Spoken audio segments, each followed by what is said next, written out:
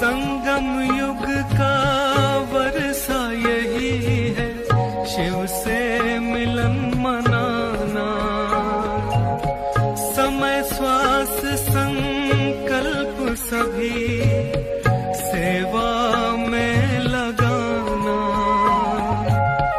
पवित्रता बरसाए जग में, पवित्रता बरसाए जग में। फरिश्ता झलक तुम्हारी, फरिश्ता झलक तुम्हारी। शिव पिता ने दी है तुमको, शिव पिता ने दी है तुमको श्रीमत कितनी प्यारी, श्रीमत कितनी प्यारी। मीठे बच्चों प्यारे बच्चों। या हमारे अपने कुछ लफड़े हैं कि ये चीज चाहिए वो चीज चाहिए। हमें देखने की हमारी जो दृष्टि और वृत्ति है वो कैसी है। जब ये हमारे नेत्र हमने भगवान को समर्पित कर दिए तो भगवान क्या चाहेगा उसके द्वारा हम कैसे देखें, वो कैसे यूज करना चाहेगा उसको। प्रेम से, स्नेह से, सद्भावना से, किसी को कल्याण की दृष्टि से, आत्मिक भाव से उसका जो देखना होगा वो देखना ही ऐसा होगा कि बिल्कुल अन्य सामान्य व्यक्तियों की तुलना में वो बड़ा अलौकिक होगा। और बाबा कहते हैं कि सी नो इविल, बुराई मत देखो। क्या हम हर एक की बुराई नोट करते रहते हैं, अवगुण नोट करते रहते हैं? तभी तो दूसरों से वर्णन करने को मिलता है हमें मटेरियल डेली। हमारा समाचार पत्र ही अलग प्रकार का है। टाइम्स ऑफ इंडिया और इंडियन एक्सप्रेस तो अलग निकलते हैं, हमारा अपना न्यूज़पेपर अलग है।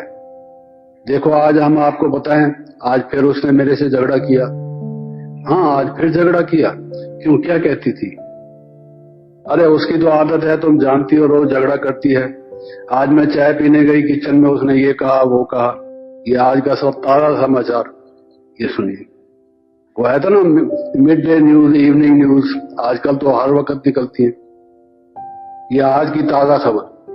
तो हमारी खबरों में क्या भरा हुआ है? यही भरा रहता है। तो बाबा कहते हैं hear no evil, talk no evil, see no evil.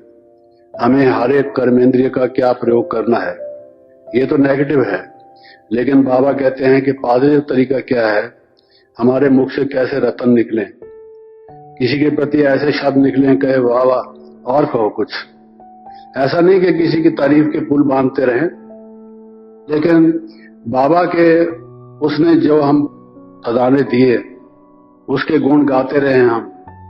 और भक्ति मार्ग में भी लोग गीत गाते रहते हैं, लेकिन अब हमारे मन से किसके गीत निकलेंगे, इस हृदय वीणा से किसकी झनकार निकलेगी।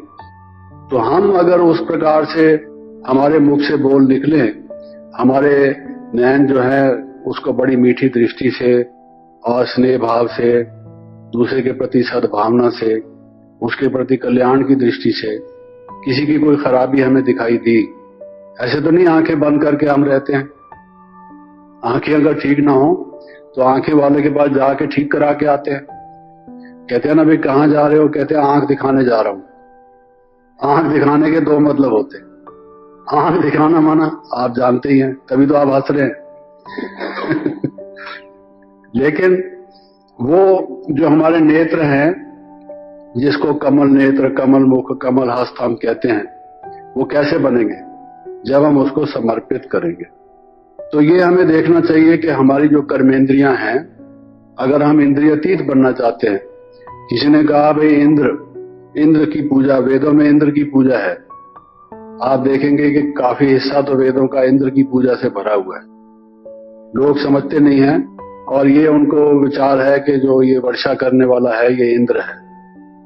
लेकिन इंद्र शब्द की अगर आप संस्कृत में व्याख्या देखें, जिसने इंद्रियों को जीता वो इंद्र है। वो ज्ञान वर्षा करता है। जिन मनुष्यों के मन शांति से ना रही हो, सूख गए हो, जिनमें मानवता सूख गई हो, जिनमें नैतिकता सूख गई हो, उन पर वो ज्ञान दृष्टि करके जो उसको हरा भरा करता है, जो इंद्रियों को जीता हुआ जिसने है, वो इंद्र है।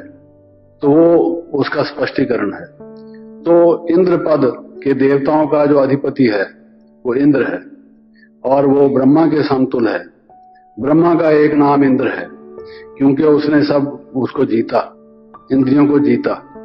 इंद्रियों को जीता कैसे कि उसने सब इंद्रियां जो हैं वो भगवान के समर्पित कर दी।